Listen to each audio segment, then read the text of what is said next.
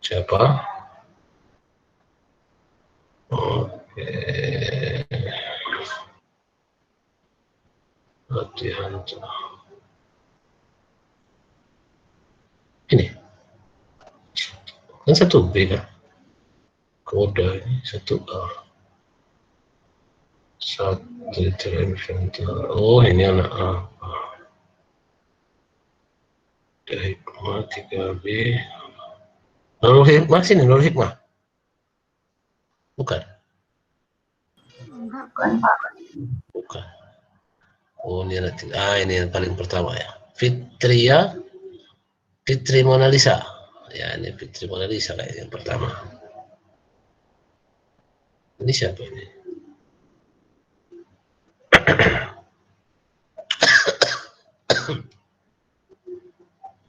Ya, ini Fitri Mona Lisa yang pertama saja. Baik, coba kita lihat.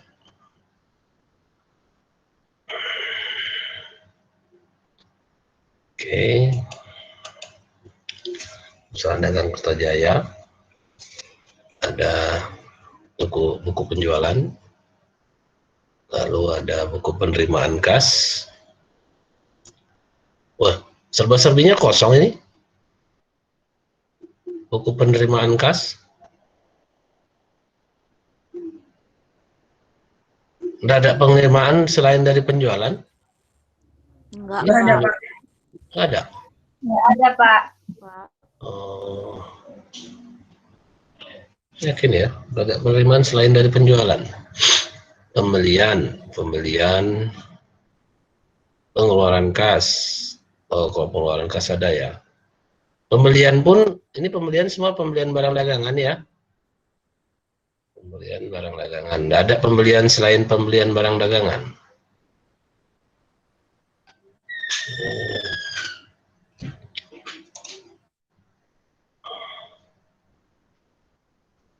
Oh, Bang Raja Ali udah ngirim nih.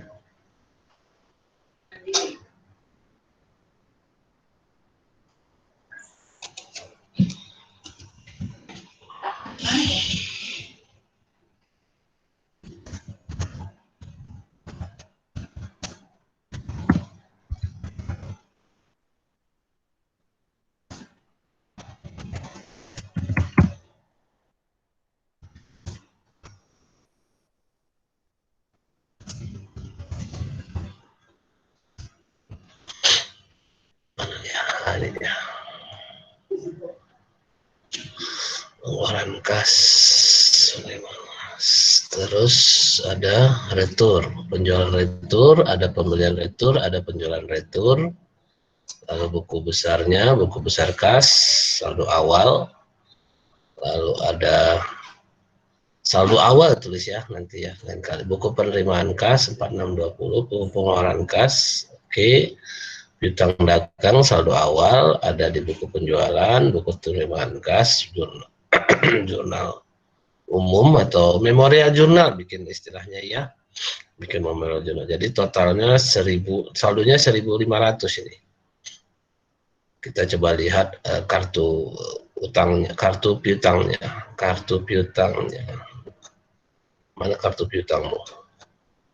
Ini. Janganlah sekitik gini. Kecil kali. Malu-malu kamu apa? Ada Fitria? Ada orangnya? Oh, Fitria. Fitria Mona Lisa Simatupang. Adanya orangnya? Mananya orangnya? Oh, Fitria. Ada, Pak. Mana orangnya? Oh, ini. Adanya. Janganlah kecil-kecil kali gini. Besar aja bikin macam tabel. Ya, oke, udah pas. Memang saldonya 1500. Terus buku akun utang dagang saldonya ada. Oh, dia ada ngasih ini ya, ada ngasih neraca awal ya, Kertajaya ini ya. Iya, Pak. Ada, Pak. Berarti masing-masing apa? Masing-masing kartu pun ada saldo awalnya juga ya. Ini persediaan barang dagangan, peralatan kantor. Yang diminta neraca saldo, ya. Persediaan barang dagangan, akumulasi penyusutan, modal. Kenapa jadi kayak gini susunannya apa? Oh, kamu belum paham penyusunannya ya? Coba lihat contoh penyusunan laporan keuangannya ya. Apa neraca saldo? Kas, piutang, persediaan. Nah, wah, persediaan, peralatan kantor, dan nomor akunnya rupanya. Dari soal. Ada kayaknya ini. Ada nomor akunnya kan? Ada. Ada kan? Ini nanti susunannya nggak seperti ini ya. Susunannya ya kasnya lah di atas. Persediaan kas, piutang dagang, persediaan, peralatan, akumulasi penyusutan peralatan kan, modalnya ya ke bawah lah, ke kepala. Setelah utang dagang baru masuk modal. Ya, terus baru masuk modal. 11.705 potongan pembelian. Oke, 1.000 modal akumulasi. Kasnya 1653, piutang dagang 1.500, utang dagang 2170.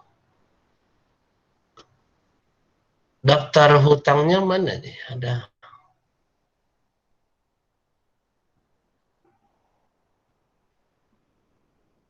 Mana daftar hutangmu apa? Oh, di bawah ya. Daftar hutang.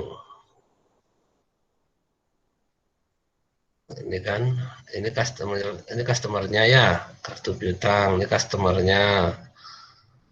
Ini customernya, daftar utangnya ini, ini dia 2170 ya. Ya. Secara prinsip udah pas cara pengerjaannya ya, cuma sedikit harus diperbaiki di neraca saldonya ini saja. Oke, transaksi mana yang rasanya kalian pertanyakan? Ada yang ragu-ragu? Ada? Transaksi yang mana yang kira-kira kalian ragu-ragu? Yang saya ingat apa memang nggak ada penjualan penerimaan kas selain dari penjualan ya? Nggak ada ya? Dia nggak minjam uang ke bank?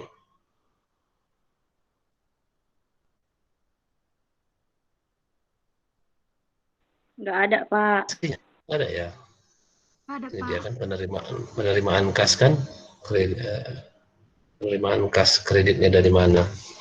Hanya dari penjualan dan piutang ya. Oke, sudah baguslah. Ada yang mau ditanyakan kira-kira sebelum kita masuk ke materi selanjutnya? Pak, boleh nggak bahas dari pertama sampai akhir, Pak? Bahas dari awal sampai akhir yang mananya maksudnya? Yang dari tanggal 2-nya, Pak. Oh, dari tanggal 2-nya. Kenapa ragu? Iya, Pak. Biar bahas Oke. gitu. Sebentar ya, saya lihat bukunya. Mana buku? Saya harus pegang buku lah.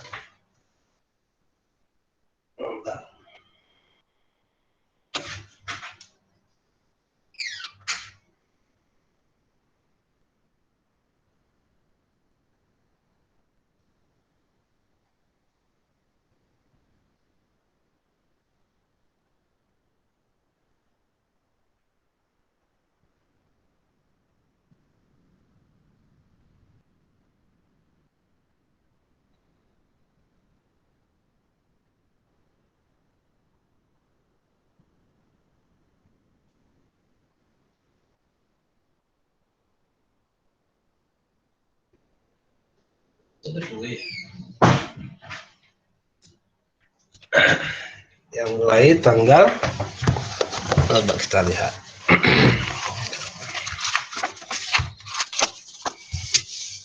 Kalau emang ada yang ragu, bilang biar kita bahas. Baik, di sini perusahaan dagang Kertajaya tanggal 31 Desember ada saldo piutang dagang. Nah, seperti inilah apa namanya neraca awalnya ya. Neraca awalnya seperti ini.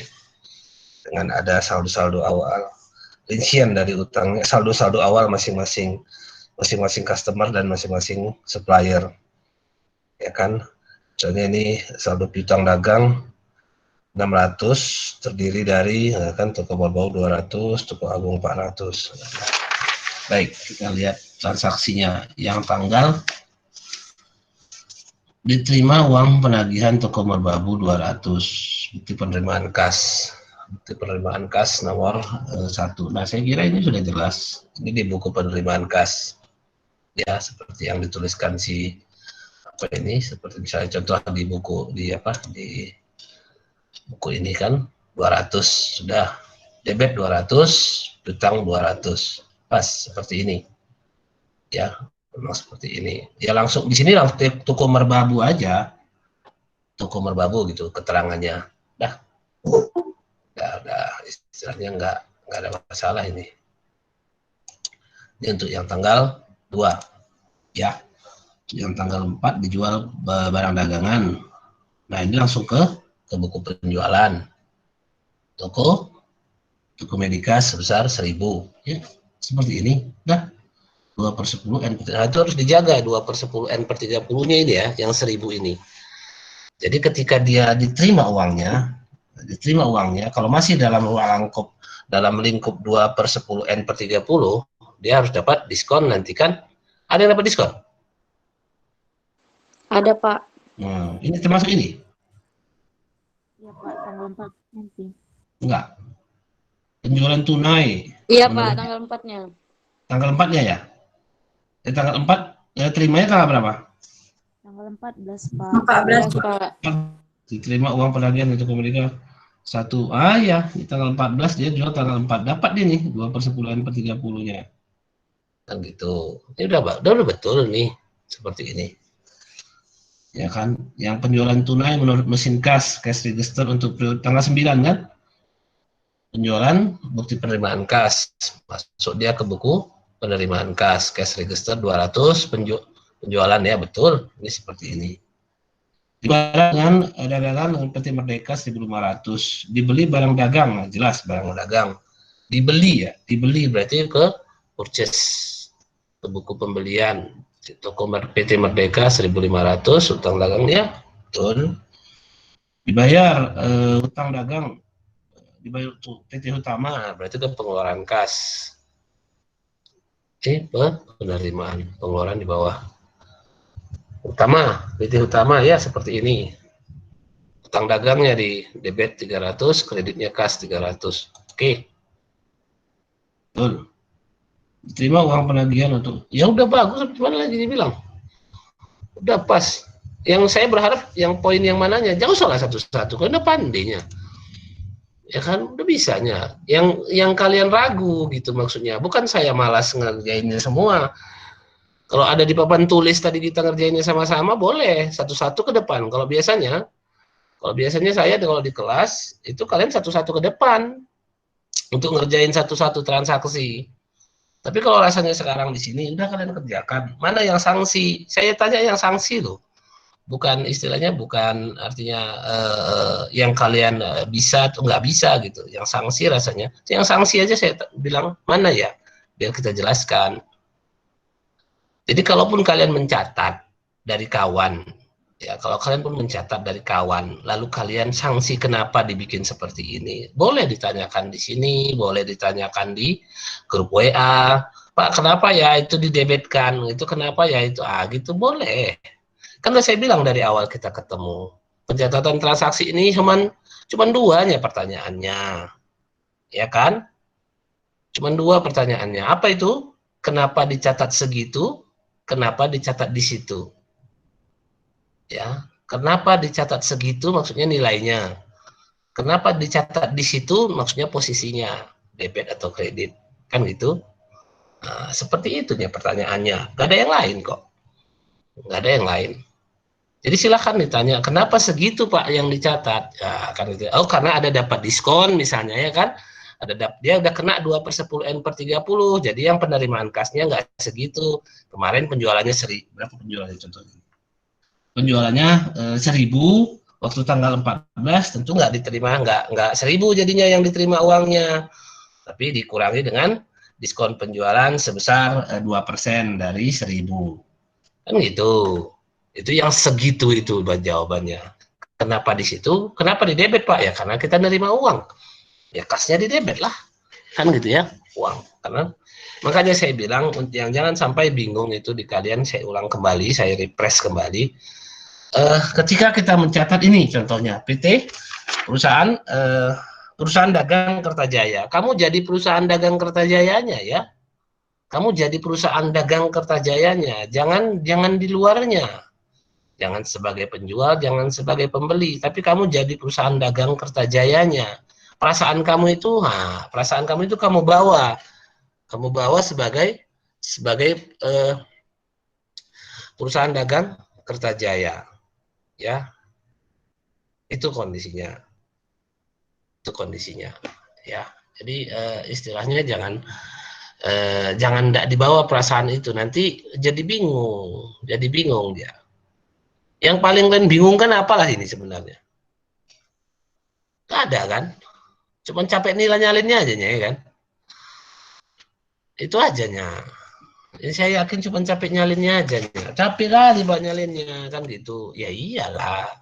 Tapi apakah ada nanti di perusahaan kayak gini Pak? Ya enggak. Kalau di perusahaan kamu langsung ke sistem komputer. Ya, jangan jauh-jauh, nanti kita semester 7 pun kamu bisa langsung pakai komputer, pakai sistem komputerisasi. Jadi akun-akunnya aja, kode-kode akun aja yang main. Tulisannya itu, nama-nama perusahaannya itu udah ditulis duluan. Memang sih capeknya pertamanya capek. Maksudnya kita input semua kan gitu kan. Baru nanti ketika menjurnalnya tinggal klik-klik nomor-nomor kode akunnya saja. Gitu, nggak susah jadinya, tapi awalnya memang begitu ya, ya. Jadi saya kira kalau untuk hanya pencatatan saja yang saya lihat dari kerjaan kalian, kalau model dari Fitria Mona Lisa itu sudah lumayan ya, artinya begitu sudah masuk ke neraca saldo, apalagi kalau sudah selesai neraca saldo, tentu laporan keuangan kan? Ada diminta laporan keuangannya? Ada diminta di soal? Nggak ada, Pak. Nggak adanya. Iya. Harusnya ada ya kan? Nggak ada. Neraca saldo aja yang diminta. Ya kan? Neraca saldo saja yang diminta. Nggak ada nih. Nah, sudah saya kira untuk spesial jurnal tahapan pencatatannya kamu sudah selesai ya. Tahapan pencatatan untuk spesial jurnal kamu sudah selesai. Nah, baru kita masuk ke bab 9-nya. Bab 9-nya itu worksheet-nya. Ya, apa tuh? Jadi nanti tanggal 21 ujiannya kayak gini juga, Pak? Iyalah. Ujiannya kayak gini. Artinya makanya siapkan aja form-formnya lagi seperti dulu, seperti halnya jurnal umum dulu ya. Saya tidak akan siapkan aja formnya dulu, form buku penjualan kosong ya kan, buku pembelian, buku penerimaan kas, buku pengeluaran kas, memorial jurnal, bikinkan kosong selembar folio kan gitu. Nah, nanti segitu saya kasih soalnya, kamu tinggal pindahkan ke situ. Kamu jurnal ke situ, buku besarnya pun boleh, buat aja form buku besar. Tahu buku besarnya sekarang kalau kas paling tinggi 3 baris, 4 baris kan gitu kan. Paling tinggi kalau kas paling tinggi kan 3 baris. Dikit ya. Jadi ya satu buku besar paling bikin 10 baris dah. Bikin beberapa banyak gitu supaya jangan sampai keteter nanti. Kan gitu kan, kalaupun nambahnya dikit aja kan gitu. Tapi pokoknya udah disiapkan aja form-formnya, dan ingat jangan lupa ditulis namanya masing-masing di setiap halaman. Nah, sudah selesai itu dah, tinggal nanti saya kasih soal dalam bentuk transaksi-transaksi, kamu masukkan ke buku penjualannya buku jurnalnya masing-masing, sudah dapat, baru posting ke masing-masing buku besar, sudah dapat, baru masukkan ke neraca saldo dan laporan keuangan. Nah, saya kira itu enggak sulit lah kayaknya. Makanya saya berharap langsung ke laporan keuangan aja gitu. Masuk ke laporan keuangan. Tadi rupanya Kertajaya saya nggak ingat kalau Kertajaya itu tidak tidak meminta laporan keuangan kayaknya rupanya. Ya kan? Nah, itu yang jadi lupa saya yang saya tengok. Nanti kita bahaslah. Saya sih sebenarnya pokoknya nggak susah lah. Saya yakin kalian bisa lah kalau yang kayak gini. Cuman saya tidak ada masalah untuk kalian siapkan saja ya, siapkan saja form kosongnya masing-masing. Ya, siapkan saja form kosongnya masing-masing supaya ketika ujian tidak keteter ataupun tidak terlalu repot. Ya, itu mungkin sebagai tambahan. Ada lagi?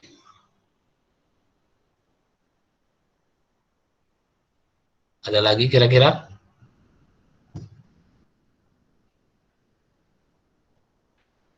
Nggak ada kan?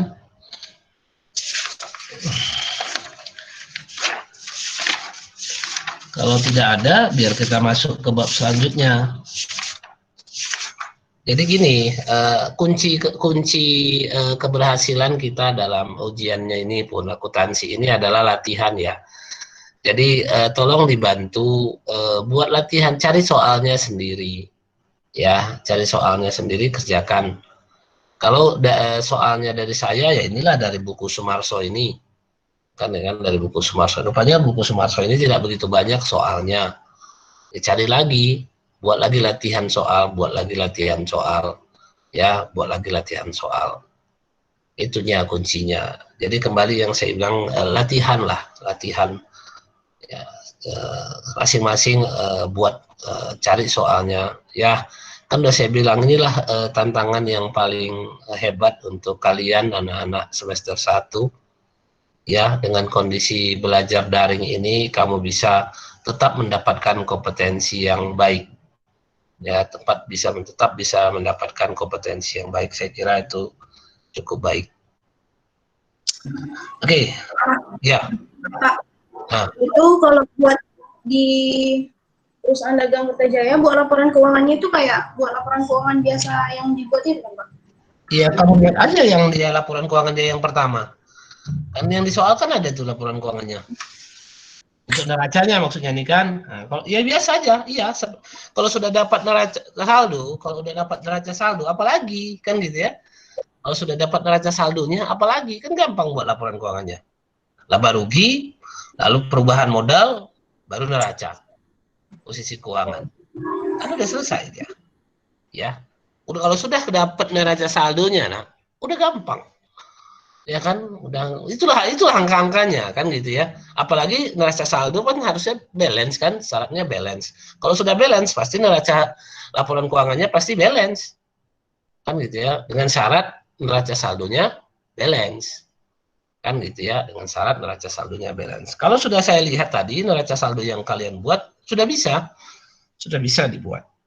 Ya, sudah bisa dibuat laporan keuangan. Ya, itu kondisinya. Ada lagi kira-kira? Sebelum kita masuk ke bab 9.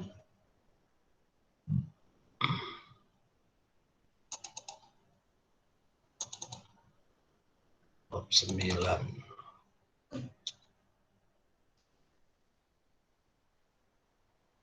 Ush.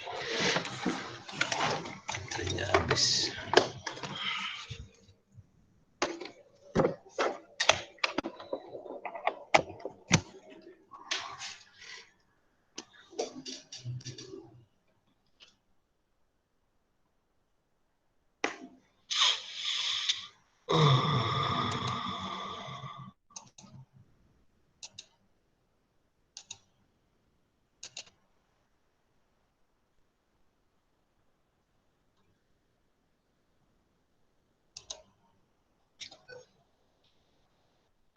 Oke, coba kita lihat untuk bab 9.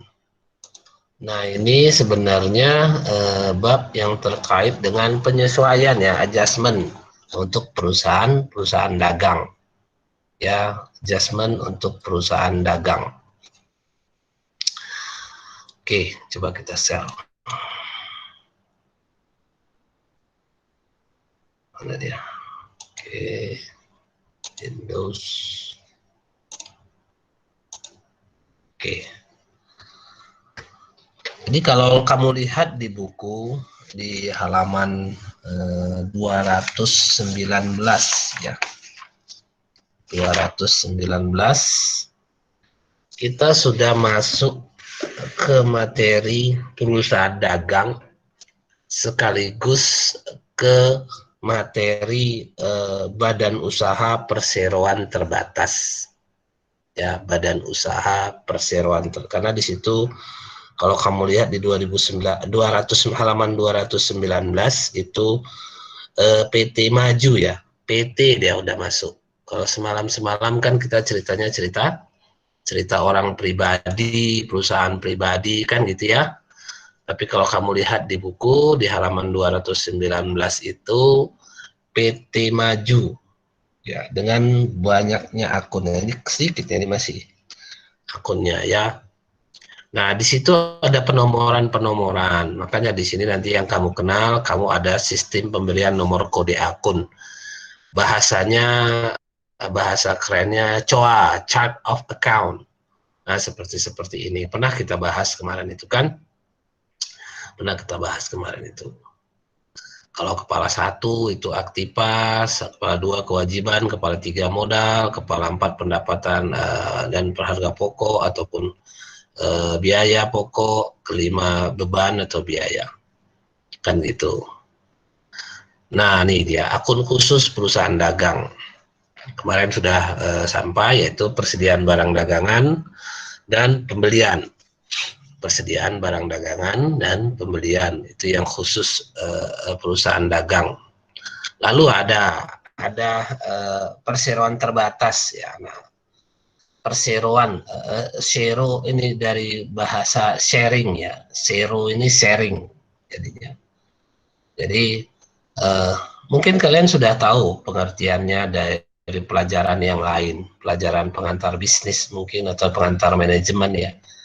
Apa kira-kira pengertian perseroan terbatas?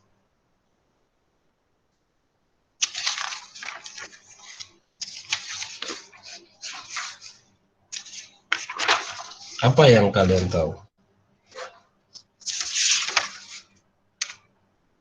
Ngomonglah, bunyi sedikit.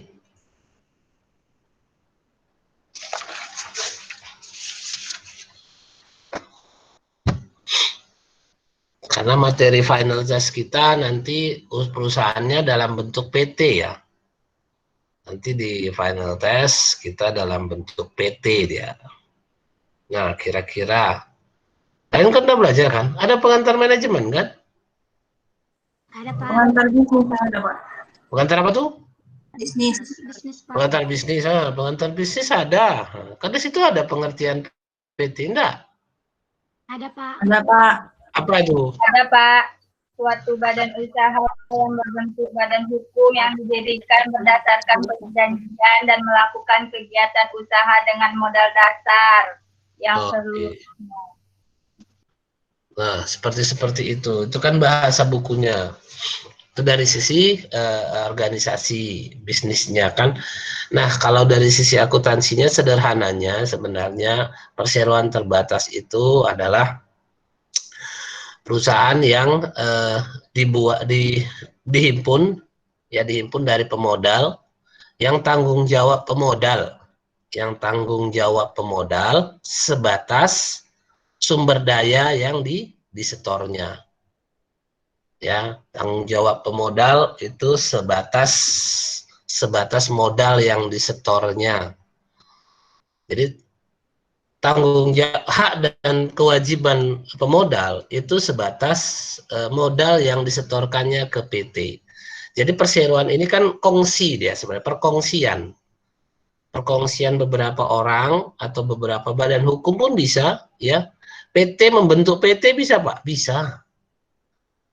Pembentuk PT-nya itu PT-PT juga, itu bisa, gitu ya. Bisa. Jadi PT ini sebenarnya individu ya. Individu sendiri, makanya kalau kemarin kita cerita pemisahan antara orang pribadi dengan usahanya kan gitu ya, di PT ini lebih jelas lagi ya kan, lebih jelas lagi karena dia harus, kalau dulu misalnya macam kita salon apa dulu ya, misalnya salon bengkel Nasir misalnya kan, pemodalnya si Nasir, dia punya usaha bengkel Nasir. dia direktur, dia pemilik. Nah, terkadang kalian kan bias di situ. Ya kan, dia juga pemilik, dia juga pengelola. Nah, kalau di perseroan terbatas, dia lebih jelas pemisahannya. Ya. Paling umum yang paling sering ya kalau memang ya eh, pemodal itu menyerahkan pemodalnya ke PT, lalu PT yang mengelola gitu loh. PT yang mengelola. Jadi pengelola itu sudah betul-betul profesional. Dia hanya mengelola dana yang ada dari pemodal. Gitu. Pemodal mengasih dana itulah namanya teori agent teori namanya. Agent teori artinya pemilik modal berkumpul menyerahkan modalnya, menyerahkan hartanya, menyerahkan uangnya ke satu lembaga PT namanya, lalu PT itu dikelola oleh sejumlah profesional. Kan gitu ya, sejumlah profesional yang diangkat untuk mengelola hartanya. Profesional ini digaji, gitu, digaji untuk mengelola hartanya. Nah, apa yang didapat oleh si pemodal? Ya tentu yang namanya yang didapat oleh si pemodal tentu adalah tambahan dari uang yang sudah ditanamnya. Dia nanam 1.000, sebetulnya 1.000-nya tetap masih ada, tapi setiap tahun dia dapat misalnya 100, 100, 100. Setiap tahun dia dapat 100, 100, 100. Tapi 1.000-nya itu tidak hilang. Ya, 1.000-nya tidak hilang. Nah, kalau di sini, kalau kamu lihat di slide-nya itulah kalau yang 1.000 itu yang saya ceritakan tadi, yang 1.000 itulah namanya saham. Saham. Yang diambilnya setiap tahun 100, 100, 100 itu namanya dividen. Ya, bukan 1.000-nya itu yang diambilnya setiap tahun. 1.000-nya itu tetap tertanam di situ. Yang diambilnya keuntungan bagian dari keuntungan. 1.000-nya tetap ada. Nah, itulah namanya 1.000-nya itu saham. Saham itu tanda kepemilikan perusahaan, tanda kepemilikan seseorang kepada perusahaan, macam KTP lah, kartu tanda kepemilikan perusahaan. Formatnya seperti apa, Pak? Kalau dulu seperti model sertifikat ijazah gitu. Tapi kalau sekarang sudah online semua, udah online, tidak ada lagi cerita-cerita kayak gitu. Ya, sudah cerita online. Nah, ini teori-teorinya. Ya, lagi yang dibahas. Oh iya, kita masuk ke adjustment ini. Kita masuk ke adjustment. Artinya bisa dilihat di sini di adjustment ini. Kelihatan?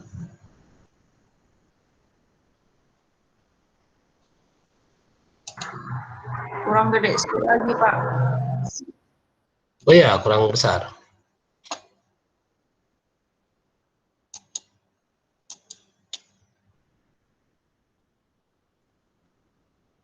Alah, terpotong pula dia jadinya.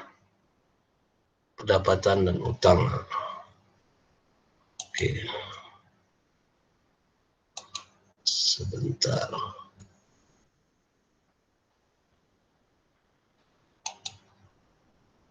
Sebentar, coba kita lihat.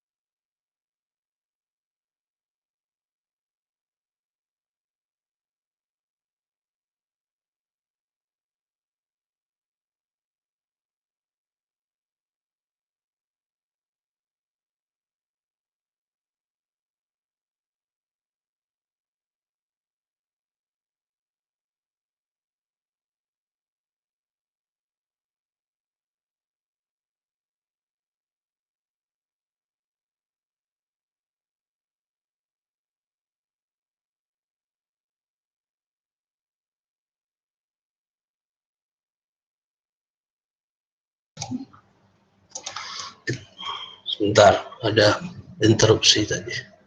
Kenapa? Udahlah. Baik, coba kita lihat.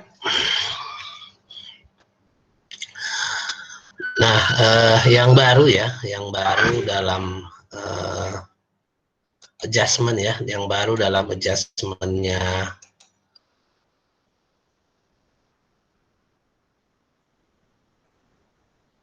apa ini? Loh, ada mahasiswa pula di sana minta tanda tangan. Oh, pantas itu tadi yang nelpon. Jadi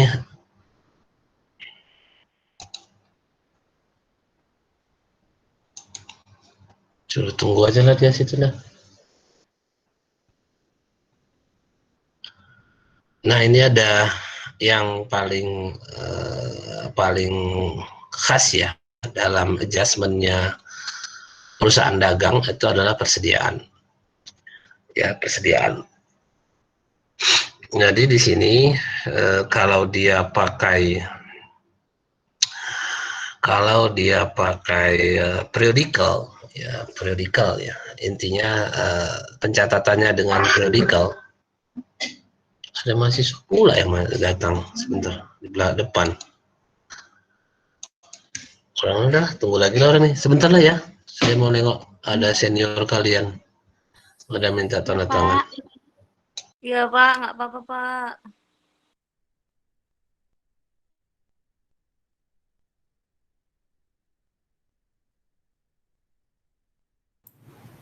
Iya Pak, iya.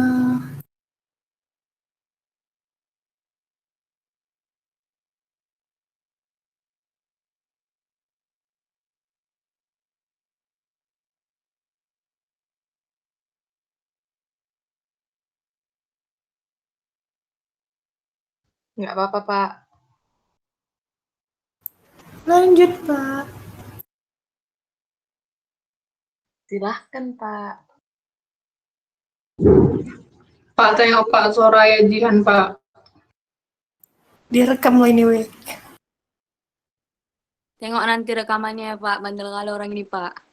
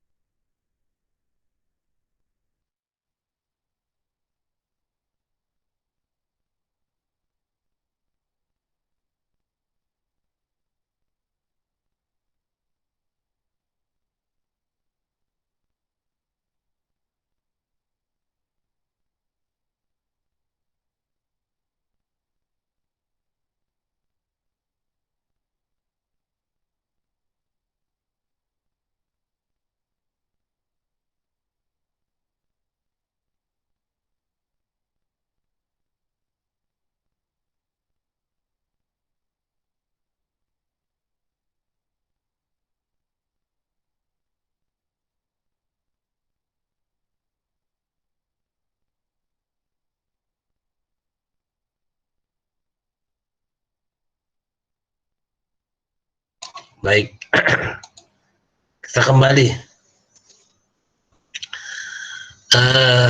Sampai di mana tadi? Oke. Mengenai persediaan barang dagangan ya. Jadi di sini di perusahaan dagang ada jurnal penyesuaian persediaan barang dagangan. Kalau di akhir periode nanti dikasih tahunya berapa nilai persediaan akhirnya, ya. Maka karena di jurnalnya kan kalau jurnal perusahaan dagang kan kalau dia periodik pembelian ya, pembelian kan begitu ya. Nah jadi persediaannya kan nggak berubah terus. Macam contohnya di PT Kertajaya kemarin tadi. PT Kertajaya. Kalau kamu tengok di soalnya. Persediaan barang dagangannya 1.000. Ya kan? Persediaan barang dagangan 1.000. Itu kan yang di awal. Yang di akhir berapa? Kan gitu ya. Yang di akhir berapa? Nah sebenarnya ketika di sini kan harusnya kelihatan masuk keluarnya. Masuk keluarnya itu ketika akun pembelian. Coba kita lihat. Kita kembali ke yang kerjaan kalian tadi. Kalau di kerjaan kalian tadi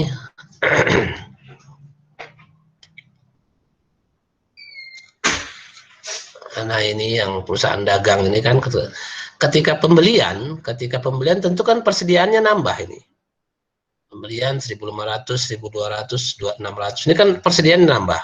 Nah, ketika penjualan persediaannya berkurang. Ini 1.000, 1.000, ini 4.600. Kan persediaannya berkurang. Persediaan ini bertambah. Ini bertambah 3.300. Ini berkurang 4.600. Lalu ini yang ini penjualan tunai ya kan, penjualan tunai pun juga demikian juga. Ini penjualan yang ada 1.060 ini. 1.060 ini kan berarti mengurangi persediaan juga karena dia terjual. Jadi kan prinsipnya seperti ini. Prinsipnya ini saya sharing tadi ya. Enggak, Pak. Astagfirullah, iya lupa saya. Pokoknya kerjaannya si Fitria tadi. Lupa saya kerjaannya si Fitria tadi. Ya, tapi itulah intinya. Tapi ya, sebentar, kita quote aja biar saya kasih penjelasan.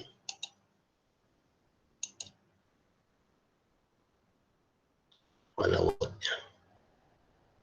Loh, mana quote-nya? Kok nggak ada quote-nya? Ada hang-hangnya juga ini ya.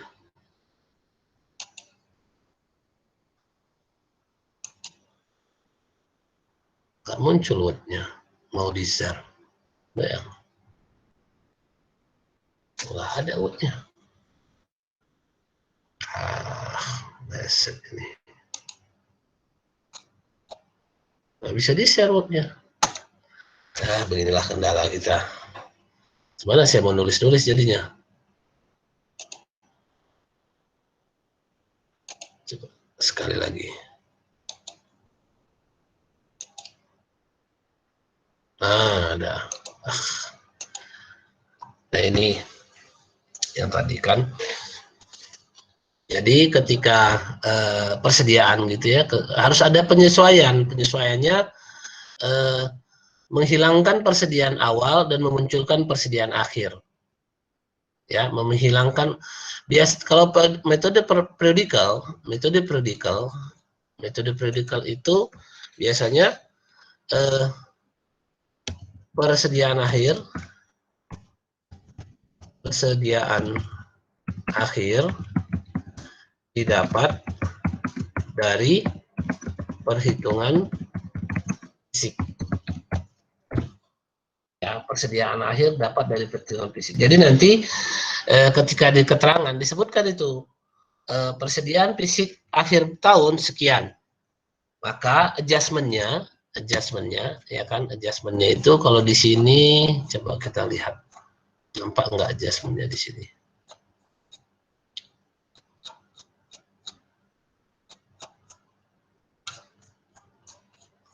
Kok malah nggak ada dia? Di buku ada kan?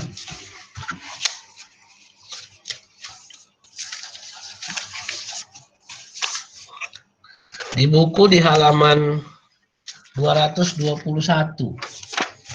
Di buku 223, di halaman 223. 223, 224 jurnalnya. Ya, di 223, di 224 itu jurnalnya. Jadi kalau bisa kamu lihat di situ, saldo akun persediaan barang dagangan sebesar 19.700 merupakan persediaan barang dagangan pada awal periode. Maksudnya awal periode berarti akhir periode berikut sebelumnya. Jadi bahasanya jangan kamu salah ya. Persediaan akhir 2019 merupakan persediaan awal 2020.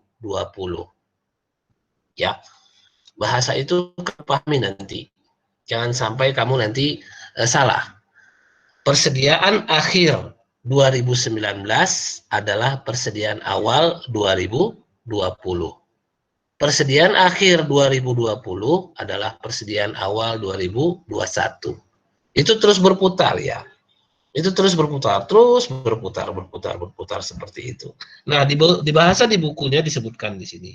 Saldo akun persediaan barang dagangan untuk laporan per 1 Januari per 31 Desember 2000A itu merupakan awal periode 2000B. Itu sebenarnya. Awal periode 1 Januari, pada akhir periode, berdasarkan perhitungan fisik yang diadakan, nilai persediaan adalah 15.000. Kalau kamu baca di bukunya itu. Ya kan? Jurnal penyesuaian yang dibuat, jurnal penyesuaian yang dibuat itu tengok yang di halaman 224. Debitnya ikhtisar laba rugi, income summary, kreditnya persediaan barang dagangan. Debitnya persediaan barang dagangan, ada 2 jurnalnya ya, kreditnya ikhtisar laba rugi, dengan angka yang berbeda. Angka yang pertama itu angka persediaan awal. Ya, angka yang pertama yang 19.700 itu adalah persediaan awal. Sedangkan angka yang kedua adalah persediaan akhir. Nah, ini jurnalnya. Ini jurnalnya. Inilah jurnal adjustment untuk persediaan dengan metode pencatatan periodikal. Ya, dengan metode pencatatan periodikal. Tuh, coba dipahami. Karena memang di buku Sumarso dia pakai periodikal. Berbeda nantilah kalau selesai dulu satu nih, kita selesai dulu metode periodikal semua, paham kamu, baru kita masuk nanti metode perpetual. Kalau nanti dicampur-campur nanti nggak jelas nanti, ya nanti nggak jelas kalau dicampur-campur semua. Tapi ya inilah dia metode periodikal. Ya, jurnalnya seperti halaman 224. Seperti halaman 224 itu. Perhitungannya seperti ini, seperti yang disajikan di presentasi kita ini. Ya, inilah persediaan, ini maksudnya ledgernya persediaan. Ini ledgernya persediaan. Ledgernya persediaan itu kan seperti yang saya bilang tadi, kalau periodikal kan nggak ada jurnal yang kait dengan persediaan. Kalau pembelian, ya udah debitnya pembelian ya kan, kreditnya kas atau hutang. Kan nggak ada menambah persediaan. Jadi persediaan itu isinya cuma ini. Kalau biaya periodikal, isinya cuma ini. Saldo awal, penyesuaian, saldo akhir. Saldo awal, penyesuaian, saldo akhir. Itu aja model persediaan. Ya, ini aja dia isinya. Isi buku besar persediaan untuk metode periodikal. Ya, untuk metode periodikal. Kalau yang di bawah ini perhitungan harga pokok penjualan namanya. Ini perhitungan harga pokok penjualan. Ada persediaan awal ditambah pembelian dikurang persediaan akhir, itulah harga pokok penjualan. Harga pokok penjualan itu masuk karena nanti di perusahaan dagang ada tambahan laporan seperti ini kan. Seperti ini ya nih, laporan laba rugi. Nah, yang ini. Yang ini. Kalau di buku apa itu? Yang di buku di halaman 225 itu kan. Di buku di halaman 225, nah itu yang ini nih. Inilah bagian yang terbaru lah ya untuk kalian sekarang ini. Inilah bagian terbaru untuk laporan keuangan. Namanya perhitungan harga pokok penjualan. Nah, bahasa, kan saya pernah juga bilang, harga pokok penjualan itu bahasa pasarannya adalah modal. Jadi kalau ngomong sama orang pajak tapi pajak tapi itu di Binjai ya. Pajak petisa, pajak mana gitu kan. Kalau dia cerita modalku katanya kan, modalku itu maksudnya sebenarnya ini hitungan ini dia. Ya. Dari sisi akuntansi, dia hitungannya hitungan ini nih, yang saya bold ini. Inilah pengertian modal menurut mereka orang awam. Ya, modalku katanya kan. Maksudnya itu adalah harga pokok penjualan sama kita. Ya, di akuntansinya itu namanya harga pokok penjualan. Modalku 1.000, ya aku jual lah 2.000 atau 3.000 kan gitu ya. Aku dapat untung 3.000, 2.000 katanya. Untung dia itu, inilah dia. Untung dia itu yang dia bilang itu adalah 82,590 alias laba kotor, gross profit. Istilahnya gross profit. Ya, laba kotor. Dia baru ngomong masalah yang inti-intinya saja dia. Dia nggak kebayang kalau ada beban usaha lainnya, gaji, iklan, pemeliharaan, penyusunan itu nggak kepikir sama dia. Yang kepikir sama dia kalau yang perusahaan-perusahaan kecil itu adalah laba kotor. Selisih antara harga jual dengan harga beli. Ini sebenarnya yang saya bold ini adalah harga beli ini. Ya, ini adalah harga beli ini. Persediaan barang 1 Januari itu kan barang yang dibeli, ya kan? Transport pembelian itu termasuk harga beli. Pembelian itu pun masuk harga beli. Ya. Jadi sebenarnya ini adalah harga beli. Semua pembelian ini. Pengurangan harga ya, berarti kan harga beli yang dikurangi ini. Diskon pembelian, muncullah pembelian bersih. Persediaan akhir itu kan harga beli. Jadi ini sebenarnya bahasanya itulah yang kalau di pasaran itu atau di awam itu adalah modal. Ya, adalah modal. Nah, inilah dia harga beli. Walaupun istilahnya macam-macam, persediaan barang awal, pembelian, transport pembelian, retur pembelian, potongan pembelian, pembelian bersih, intinya semua ini adalah pembelian. Jadi kalau kamu lihat laporannya ini, laba kotor itu apa? Laba kotor itu adalah harga jual dikurang harga beli. Ya. Jadi ini 165, 785, 765 ini adalah penjualan. Harga belinya apa? 83.175. Nah, inilah dia laba kotornya. Laba kotornya. Itu maksudnya dalam pelaporan ini. Tapi kembali ke penyesuaian tadi. Jadi yang khusus ya, yang khusus di persediaan, khusus di perusahaan dagang ini adalah penyesuaian persediaan. Penyesuaian yang lain yang sebelumnya yang kita bicarakan Pak, yang perlengkapan, beban perlengkapan, apalagi penyusutan, itu masih ada ya, ada. Dia ngikut. Ya, tapi kan udah kita pelajari dulu. Jadi saya kira sudah nggak ada masalah lah. Tapi ya jangan khawatir lah, ini tidak materi untuk tes 3 ya, untuk tes 3. Ini nggak materi untuk tes 3 lah. Yang untuk tes 3 yang keripik-keripik aja lah. Ya, dari neraca saldo langsung laporan keuangan. Itu aja nanti ya. Dari neraca saldo langsung laporan keuangan. Saya kira itu. Nggak susah-susah amat lah. Oke. Baik, itu untuk persediaan. Yang lainnya tetap ada ya, aktiva tetap, utang gaji, kan itu tetap ada nanti di apanya. Di soalnya nanti tetap ada sebagai adjustment ya. Kalau berarti setelah tes 3 berarti ada, berarti kita masalah ini kita kerjakan. Iyalah, nggak apalah. Sebenarnya target saya sih udah selesai di sini. Tapi ya nggak apa-apa. Oke, ada yang mau ditanyakan sampai di sini? Ada yang terkait ujian, ada yang mau ditanyakan?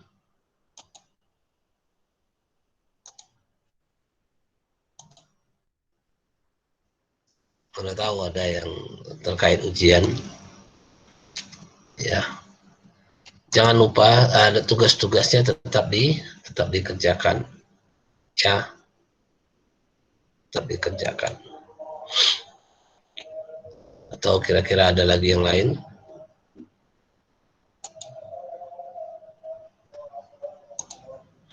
Nggak ada?